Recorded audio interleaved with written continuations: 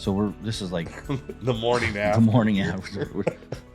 I woke up at like 3 this morning. And I was like, God, did we get that podcast right? Because it was so weird. You know what? I totally believe that too. Yeah. So people listening right now, you're listening to this backwards. We've already recorded the podcast you're going to listen to.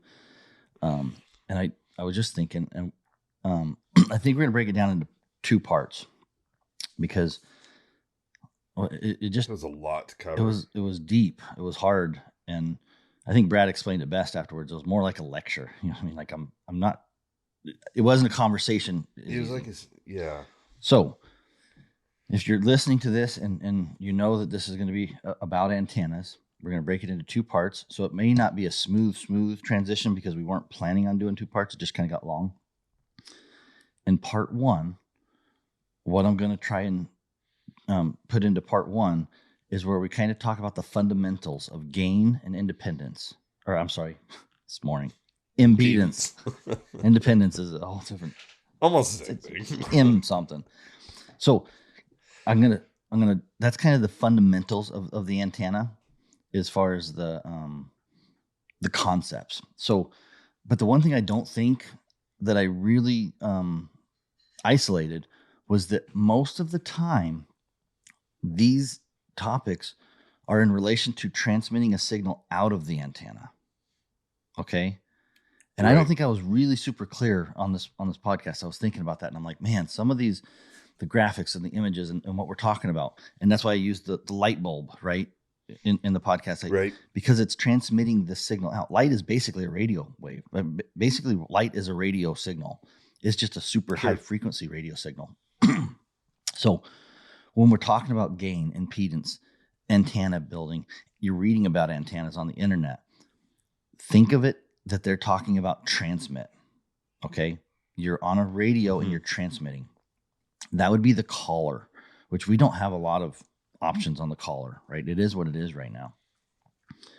So, but the relationship. But there's a relation, right? Between transmitting and receiving. Yes. There's a direct correlation. Well, it's not a direct correlation because when you receive a signal, it doesn't like boost that signal in the air, right?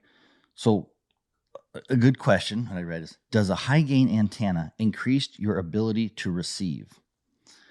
And the best way I can, instead of me explaining, I'm just going to read here from just a community, whatever. But they were talking about Wi-Fi antennas and says, so if I have a Yagi high directional antenna on one side, which is a really high gain antenna, and on the other side, I have a omnidirectional lower gain antenna, which would be our caller. So if you were using, right. Let's say I'm going to use Kevin and Nancy's antenna, the Beamer.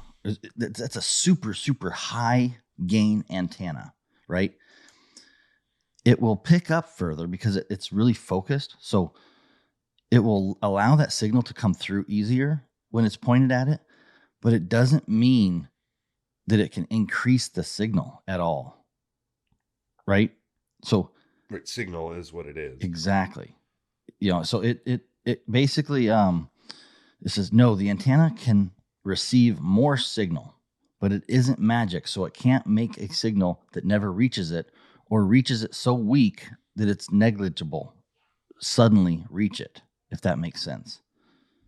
So yeah, it's not a signal boost. It's like when you're fine tuning in like telemetry. I mean, well, they say he gives an example. He says, think if you're in a room talking to somebody, if you start walking away from each other but keep talking at the same volume, you're going to stop hearing that person before long because even if you got better ears, right? It's just you might hear them for a little bit longer, but you can't hear them if they're not there. So, anyways, when we're talking about some of these topics, I just wanted to be clear that we're talking about most of the time these concepts are discussed in transmit. Okay, so that will be part 1. Is we're going to talk about the gain, how the antenna gets built, how the antenna matching, and how when you're building these antennas, which we're not going to build the antennas, we have them built. We use antenna builders, but if you wanted to get out the old copper wire and tin wire and metal and be like you're going to build an antenna, those are the things you're going to be looking at when you build an antenna. What's the gain? What's the impedance? And I'm going to try to explain it. Hopefully it comes out okay. I just wanted to be clear that this podcast is more of a lecture. So, and then we'll break part 2 into where you actually measure what your actual antenna is by what we call the SWR, standing wave ratio. And so that's the point where we get into real world issues that a houndsman can deal with and be like, so I was just thinking, I was like, man, there's a lot that we're talking about that a hound guy wants. He just, what can I track my dog with? You know what I mean? Like they just want. What out of the box is going to be the best to track? Not just what can I track him with? What can I hook exactly. up, not do anything with, and get the best service out? And that is no problem. That's what we try to do. But yeah. If you want to go deep, if you want to see why one antenna outperforms the other antenna, these are the things that make those happen. Like that's when you get down to the nuts and bolts of it. And so anyways, part 1 is a little bit, I hope we did it in a way that's not too bad. Gain, impedance, concept, trying to understand what happens in the antenna. And then we'll turn part 2, which will be, we can actually look at measurements. So I'm going to start SWR with actual measurements of that impedance and stuff. And then we get into some questions and hopefully breaking it down doesn't bore people, put people to sleep. Yeah. So anyways, it's a little different. Like love it, like it, hate it, skip it. I don't care. Give us our feedback. We got lots of other ones you can go back and listen to if you want. Yeah. We'll get back to just talking about dogs, but this is just a deep topic. And we had Brad, we had James. I just wanted a couple people because I knew that it was going to be difficult. And so I was hoping that they would kind of save me from getting in the deep weeds. Maybe they did, maybe they didn't. I don't know. We'll let the users decide. It's a big topic. Yeah. I mean, really, like that was a lot to cover and it's technical stuff. So, and then we'll have a part 3, which will be after some measurements, after we see some real life, I'll do some part 3. I already got people ask. I had a message yesterday that a guy that builds, repeater towers. He wanted to, to talk antenna. So, I mean, we're going to do some homework. I called Kevin and Nancy, I want to do some interviews and some homeworks. And so part 3, I'm hoping it's still a concept, but hoping we can maybe interview a couple different people with a couple different examples and talk about real life things that people can do and they've seen to help on whatever antenna they're running. So this will end up being a part 3. I think we'll launch part 1 and part 2 on the same day. So if you're listening to this, there's a part 2, and then look in a few weeks, we should have a part 3. Let's get started.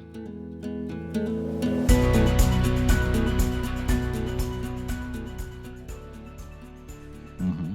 All I know is I came out of the woods, which, we had a good hunt. It was for a great cause, but man, that was the most screwed up 4 days of hunting I've ever been on.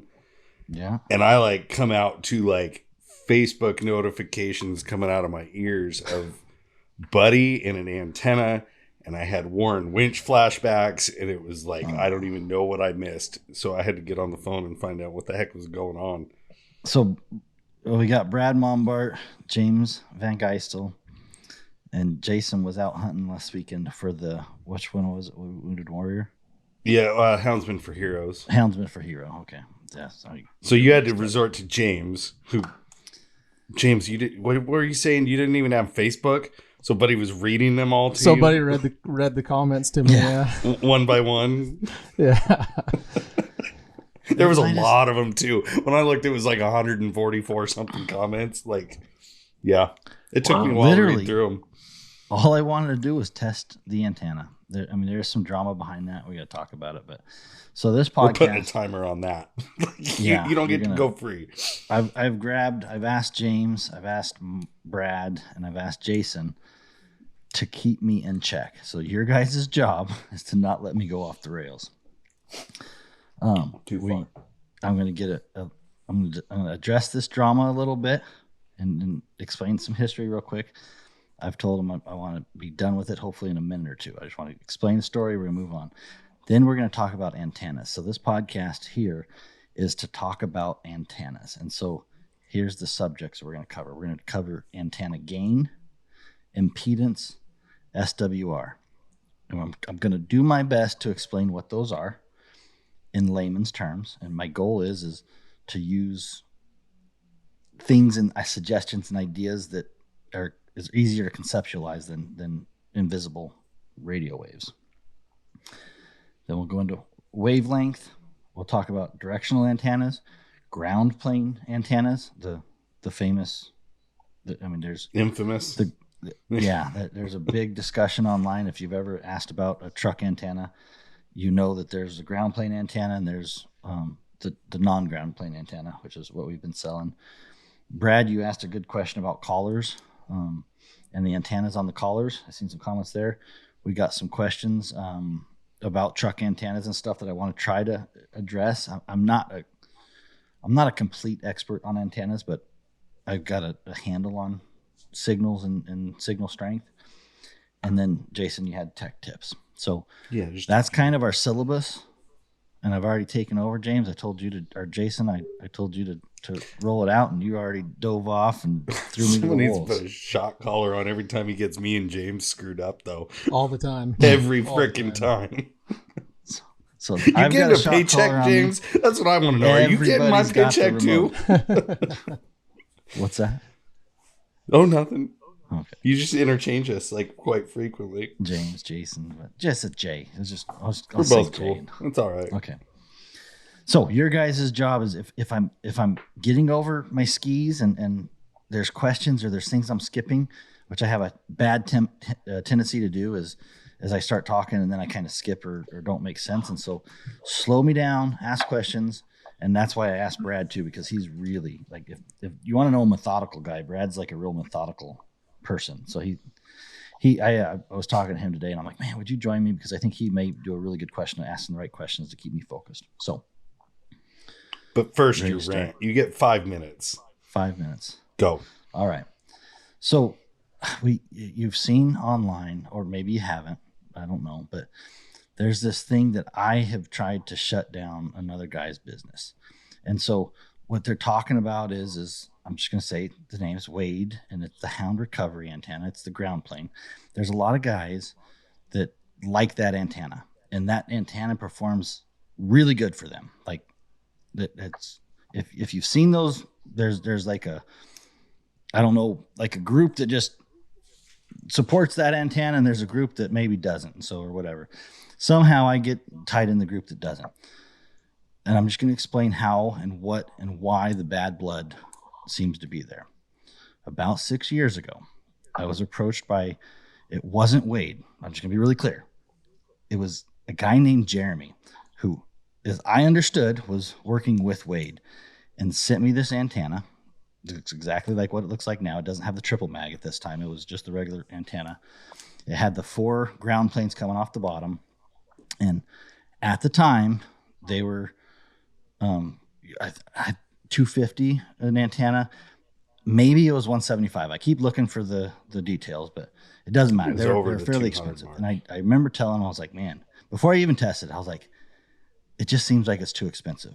So I was talking to him, this guy, and I said, let's see if we can get your cost down.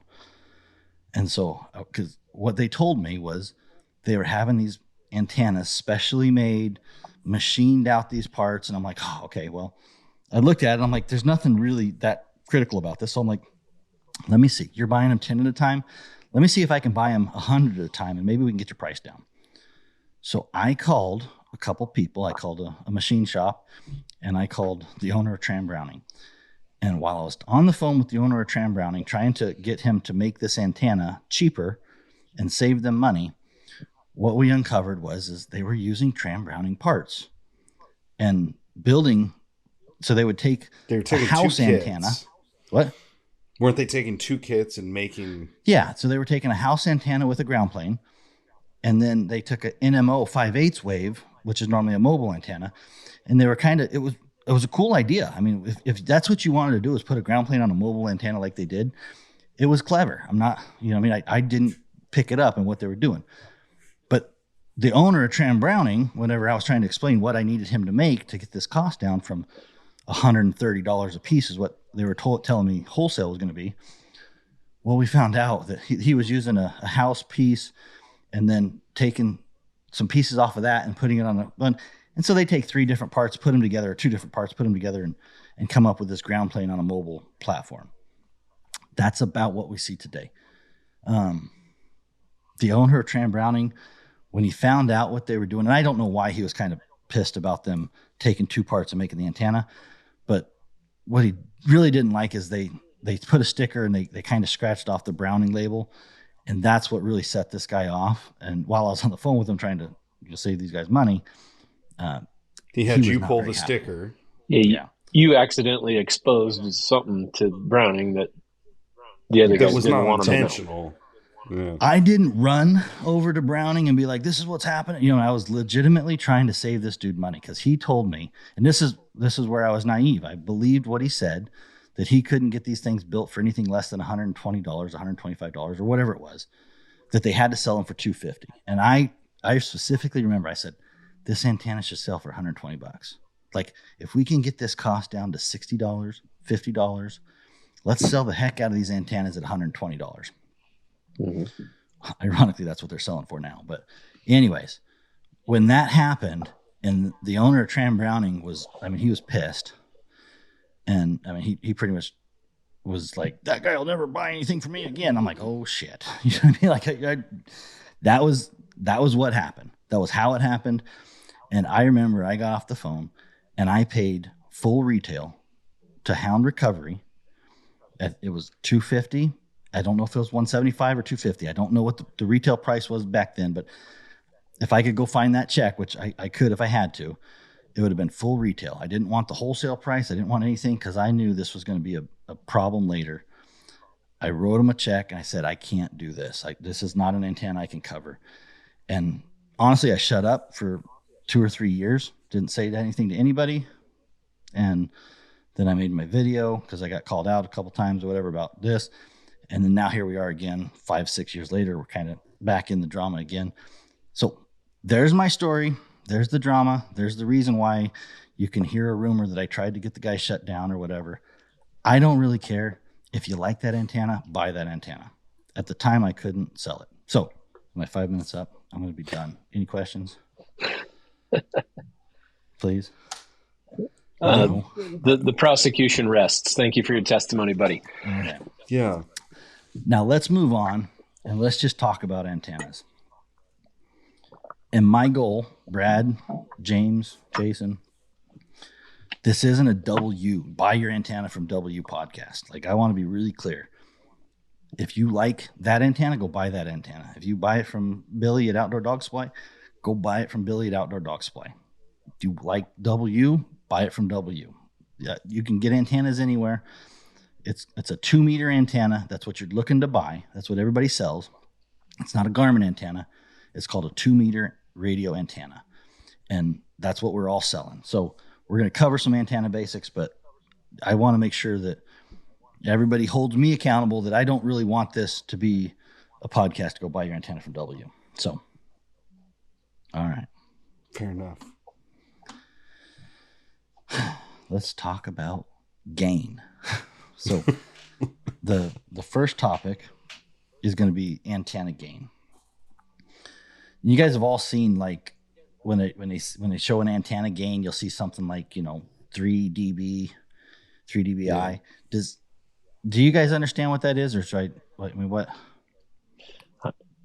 No. Give it a short explanation for sure. Okay. So, yeah, go ahead, Jason. Go ahead. No, go ahead. No. So when you see an antenna, there's what's called antenna gain. And basically it's the gain of the signal. And so the way I'm going to explain it is a dB of a perfect antenna gain is a dB 0, which is basically it's going to get the same power from every single direction. So a good way to explain this is if we referred to it like light, like you take a light bulb, okay, and you hang that light bulb in the middle of a room by a real thin cord, right? If we were talking about the light and that light bulb was the antenna, the way it shoots light out in every single direction, okay, would be a dB0, because it shoots the light straight up, it shoots the light straight down, it shoots the light to the left, to the right, forward, backwards. It all looks the same. If you're in a blank room and you're looking at that light, it doesn't matter what direction you look at the light, you're going to get the same amount of light pointed at you. Does that kind of make sense? Mm-hmm. Mm-hmm. So that would be a dB0 antenna if we were to configure that. So there's like, we could put a lampshade on it, different things we can do to affect how the light comes out of that, right? So I liken it to, if you take a mirror and you put a mirror on one side of the light bulb, okay? So the light can no longer get to the right side. Let's say we put a mirror on the right side of that light bulb, okay? Same thing happens with antennas, but light we can see and everybody can visualize this, so I'm using light. Now that light bulb has a dB, that's dB has changed. It's no longer 0, because the light that goes to the right and hits that mirror, so if you're on the left side of that light bulb, you're going to see the light bulb, right? You're going to get light from the light bulb, but then you're also going to get light from the light bulb bouncing off the mirror and shining in your eyes from that direction too. Mm-hmm. So now you got 2 times the light, 2 times the amount of light have gone through that light bulb. That would be, and again, I'm not a mathematician on this, so I may be slightly wrong, but I believe that would be a 3 dB antenna, because every 3 dB you double. So it's a 3 dB would be double the light. You get the light from the regular light, and then you get the light that bounces off the mirror. Does that make sense, Jason? A little. Like sleeping. Well, no, I'm comprehending, trying to. You're getting 2 times the light. You're getting the light that but comes it's not straight from going. the light. It's, you said 2 times through that antenna. It's not 2 times. It's not doubling your output. It's focusing the output and directing. The light is given the same amount of output. Right. Well, yeah, but you had made a mention of it was doubling the light. So it is. It's You're not getting twice the light. because it's being redirected. Exactly. Not because if you there's covered the double light bulb output. with your hand, right, it would still bounce off the mirror and you'd get light in your face from the mirror. Right. So the amount of light that you would be picking up would be double. Another way I was talking to Brad this morning was thinking of like a flashlight, right? If you look at the parabolic curve of a flashlight, Mm-hmm. they're even higher, right? Because man, how many times does that curve focus the light to like one point? You get the light bulb and then it bounces, and all these little rays bounce off and get directed on the same focal point. Sure.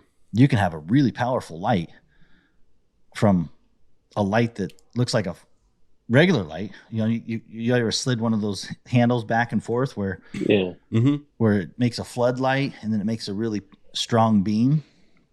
So then to try to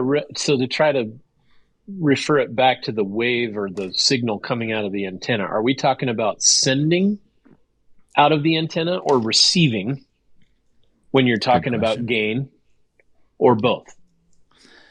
Both. Okay. Most of the time.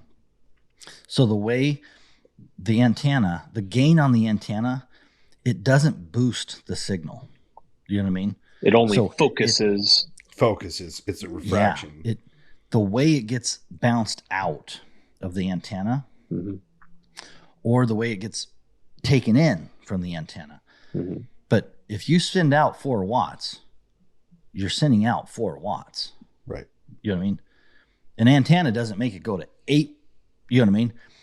It just directs that power. So now you're sending out 4 watts twice in the same direction. You know what I mean? It reflects that energy in the focused direction.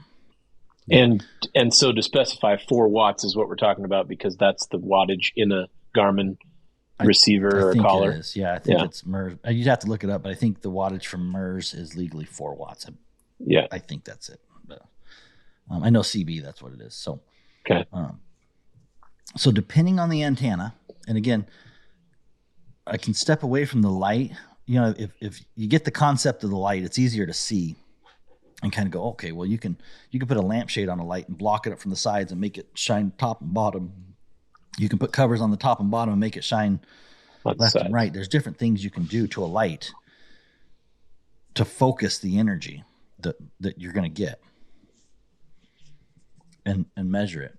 On the antenna, there's different antennas and different things on the antennas that do that same thing. They focus the energy. And so I'm going to talk about, and here's where, Jason, we're going to have to talk about notes because I'm going to show a picture to you guys about a 3 dB, a 6 dB, and a 9 dB antenna.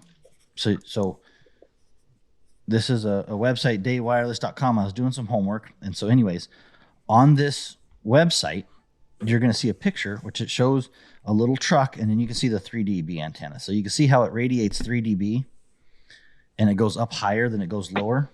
If you look on the horizon. Oh, yeah, okay. 6 dB would go out wide, and then 9 dB would be narrow. So it doesn't go very high. So if you're in a hot air balloon and you were wanting to talk to a truck, a 9 dB, a high gain antenna, is going to talk really far on flat ground, but you're not going to get as far up and down. You know, the higher angle, you're going to lose that signal, right? This is a good graphic. It's more focused. It's a good graphic. It's going to be hard to explain to people that are just listening, but essentially, and that's why you need to go to our show notes and look at show notes 1 to see this graphic. But to try to explain it, the 3 dB, if you imagine from the antenna in all directions, is like a sphere, more of a spherical. Think of like a fat donut. Around the truck. Exactly. And then as you go to 6, it's a skinnier donut, and the 9 is more like a Saturn ring around like around a frisbee, the antenna. Like one of them thin frisbees. Yeah. So this is where you and I were talking earlier. If you're in extremely steep country or flying in an airplane versus talking to a truck on the ground, the higher gain is not going to work as well because of the way it sends and receives the signal. And you likened it to angle, you know, like 30 degrees versus 15 degrees or whatever. But this graphic is much more understandable. Yeah. Right. Well, it's like the flashlight you were saying, right? I mean, like that's your zoomable flashlight. As you're zooming in and making the light intenser, that's your higher decibel. Or your higher gain. Right. Higher gain, sorry. Yeah. And then like your flood, it's like a flood versus a spot beam. Exactly. So certain directions, your limit, higher gain is going to work. You're going to get a lot of light, high, low, all over. But if you turn it into a spotlight, it's going to go or laser. You know what I mean? Like, man, that laser can go long ways. Yeah. But if you're not in the right vector, if you're not in the right spot, you're going to miss the laser. Yeah. The other thing is, like you said, buddy, is like if you look right below the truck or right above the truck, there's like nothing in any of those gain models because that's not the goal of what you're trying to transmit. There's not going to be a dog under the truck or right above it. Yep. So like the donut visual is a good visual too. But anyway, so I think that's good on your gain terminology there. So So pause the podcast. If you imagine this truck antenna and you put a donut or one of those swimming pool donuts or whatever. Yeah. It's like that's the area.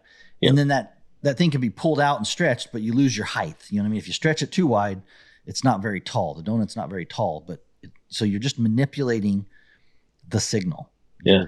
You're not changing the signal. You're not boosting the signal. Just because it says 9 dB gain, it doesn't mean you're getting more power. You're just focusing your energy. Well, you're going to get the way the graphic works. You get more distance on flat ground from a 9 dB antenna. Yep. But not if you're in steep ground, the way the graphic is. If you're a 9 dB antenna, the guys above you and below you are not going to get your signal as well. Right. Yeah. So it just depends on what of an antenna, and so generally, our antennas that we've been using are around 3 dB. I think 3.5 dBi is what they're using for these 5/8 waves. That's what the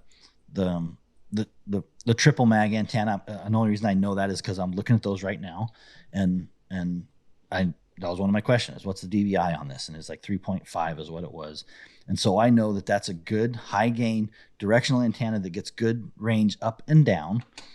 And that's what most people are using, and that's what we find is good. So, Well, and so hey, I mean, this may be jumping ahead, but looking at this graphic, the words right on it says lower gain in hilly terrain will produce better coverage. Higher gain in flat terrain will produce better coverage.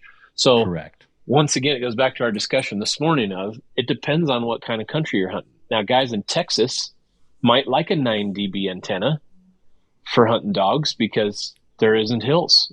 Guys in the panhandle of Idaho, where James is at, is going to need a 3 because it's not going to work as well. So to be fair, when people are testing these antennas, it kind of goes back to what we were talking about is the variables. You need to kind of understand the science behind it to be able to make the correct choice of what one's going to work best for you. Fair? Yes.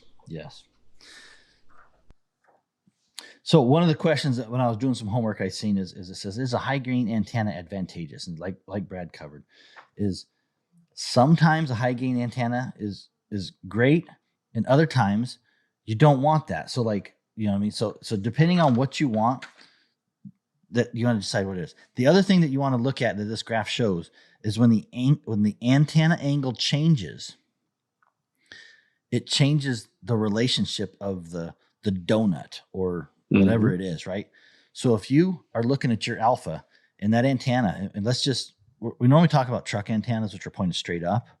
Let's for a second pretend we're talking about an alpha antenna that's on a handheld. Nobody looks at that alpha antenna with the antenna pointed directly up, right? Everybody looks at it with a slight angle, maybe a 45-degree angle. If you looked at the way it is in relation to the ground, well, that donut around that antenna is not flat, right? It's like it's going perfectly around that antenna on most antennas. So as you change the angle of that antenna, it changes the dB gain of the location. And so, you know, like this graph kind of shows that too. And so that's one of the things that I wanted to touch on. So, and again, you got to look at the graph. I think that would be the best thing to go, and I'm going to move on from there. Any questions about gain? I mean, I know we're going to put in the show notes some things that you can read about if you want to read a little more details on this. I'm going to talk about the 5/8 wave real quick, and I want to put another show link in this one, which is called understanding the 5/8 wave antenna, because most of the time what I found is these antennas that are the best sellers are a 5/8 wave antenna. So we'll cover wavelength in a little bit, but I just want to show you guys. Can you guys see my screen here? Yeah. Mm-hmm. It just shows, and again, this is show notes too. Yeah. Okay, where it shows understanding the 5/8 wave antenna. It just shows you the way an antenna really radiates. And so this is again to the horizon. So there's a little plug up top, and different antennas have different patterns. And so that's what you just got to look at. For what I would recommend, if you want to read about one, read about the 5/8 wave antenna, because that's the antenna that most of our truck rigs have. And that's what we've been using. We have not been using quarter wave antennas. There's some discussion about a quarter wave antenna on top of a ground plane. You can get into the weeds about that stuff, but everything that I've done and the research that I've been seeing are 5/8 wave antennas. So there's going to be a link there about that. I just found an article that kind of got into the geeks about the 5/8 wave. Okay. Let's talk about, so that's gain. Okay. It's just like light. You can change it. Let's talk about impedance. So the question, let me find there we go. I can see you guys again. Impedance. Does anybody know what impedance is? I feel smart now. I've heard the word 1,000 times. Okay. I have no clue what it means.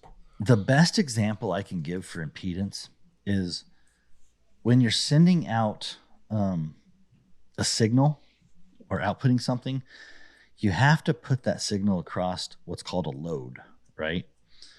And if your load is not matched, you're going to lose signal. So the antenna, you got to have that, that's got to be tuned for the right wavelength and all that. And we'll cover that. But the connection between the antenna and the Garmin Alpha in this case. The two loads have got to be matched. And so I'm going to give an example, which is like water or oil. Okay. If you have a 2-foot oil pipe and you're pulling oil out of Alaska, Canada, whatever that pipeline is that has all the drama. Let's talk about that one. You got a 2-foot pipe oil, right? And you need to connect it from Canada to the US, right? There's like this junction. It's like, hey, whatever comes out of Canada, we want it all to go into the US. Okay. If you make that junction, so you got this pipe that ends exactly at the border, and you got two pipes there, 2-foot pipes there, but you don't have the right coupler. So you're like, well, we can downsize it to 1-foot pipe and then connect the 1-foot pipe and then go back to 2-foot pipe, right? So that 2-foot flow is going to go, and it's going to go through this little, it's going to slow down because it's got to go shrink down to this 1-foot section, and then it's got to go back up to the 2-foot section, right? Your flow of that oil is not going to be 100%. It's not going to be, it's not matched, right? You want those two pipes to match up exactly so that there's no resistance in the situation, right? So the output and flow potential are the same. Yeah. Got the dogs going crazy here. Della, shut up. So does that kind of make sense? That impedance is the matching. So you got a 2-foot pipe here. You want to have a 2-foot pipe here. That's the load, right? You can do 2-foot, whatever the power is that you put into that water, whatever your pressure is. If you match everything, you're going to get the best output. It's going to be the smoothest output. Is that... Go ahead. Oh, is that like having to do with having the antenna tuned? It has to do with building the antenna. Okay. It gets complicated. We're not going to dive too much into the weeds on how you build an antenna because I really don't know. But it has to do with you have to match the communication. When you're sending electricity or radio waves, which is basically electromagnetic energy, when you're sending that through a wire, it's very similar to sending water through a pipe or oil through a pipe or whatever it is through a pipe. Okay? You're pushing the energy. You're creating negative and positive electrons or whatever. So you create this energy difference by having a positive source and a negative source. And again, I don't want to get into the weeds, but I'm trying to put it in a manner that you could go, So if you think of electricity as water, you have to have the right size. If you're running a 1-foot pipe, you need to run a 1-foot pipe on the outside, and that's going to be your best gain. Okay. Brad, you're closing your eyes. I'm squinting. Focusing. I'm trying to. I'm doing outside research while I'm listening to you here, trying to understand what this is. And so, I mean, basically, it's talking like if you're dealing with electronics, like resistance and current, like the physical construction of the antenna. Yep.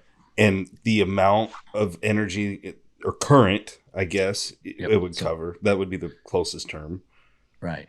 So basically, what you need to know about impedance. Okay, this is the nuts and bolts.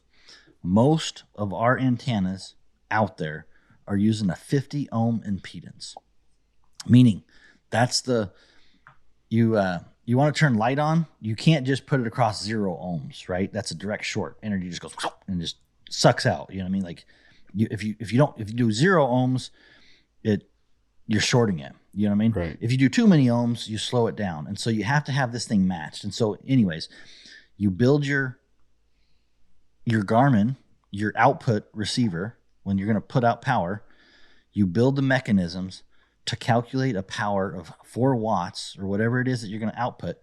And when you're doing the calculations for how many watts you want to do, you got to decide how much voltage and current and all that. You got to have a resistance in your calculation. Yeah. You can't get power without what resistance is it, right? So if you were going to say, hey, I want 4 watts out, I'm going to say, well, how many volts do you got? And you're going to say, well, I got 3.5 volts. Then I'm going to say, here's the current you have to do in that situation. You know, I mean, it's math. It's a math, It's current, it's resistance, and so impedance is basically the effective resistance of the antenna. Okay. That makes more sense. I think that statement right there, like your impedance is your resistance. If you're thinking about, car, but it's not or like whatever. you know It's- a DC resistance because it's radio waves. So it's sure. that resistance, that impedance changes with environment. It changes with intent. You know what I mean? Like there's so many things that variable that, but if you get it to 50, that's one step in getting 100% of your power out of the door. Very hard to do. Okay. You just angle the antenna, you touch the antenna. Now your impedance is changing. So the bottom line is our antennas, if you were to go buy an antenna, you just want to make sure you get a 50 ohm impedance antenna, which is, it'd be really hard not to. Like most antennas are built at 50 ohm. And when you're constructing the antenna, if you took out a wire and you decided to cook on and make a coil and make your own antenna, you have to figure out the impedance of your antenna at the resident frequency. So That's a good blend of layman's terms and smart guy stuff. I just lock it back to water or a pipe. Mm-hmm. When those oil guys are building a pipe, they're not just throwing any pipe in the oil plan. They're like, we need the oil size 2 feet or 3, whatever size. I don't know what size they are. Maybe they're 4 feet. I don't know. But those guys, those engineers are figuring out that calculation, and they're using everything's the same. They're calculating what the flow is, and they don't want that resistance to change. They don't want to shrink it. They don't want to make it bigger. You don't want to just the exact opposite would be dump a water pipe out the door and it's just going to go everywhere, right? There's no focus to get it down to, wherever you want to go. Right. So that's impedance. That's a difficult one. It's probably the least important one for people to understand, to be honest with you. But we do need to just touch on that because if you're going to build antennas or if you're going to use antennas, impedance is part of the equation.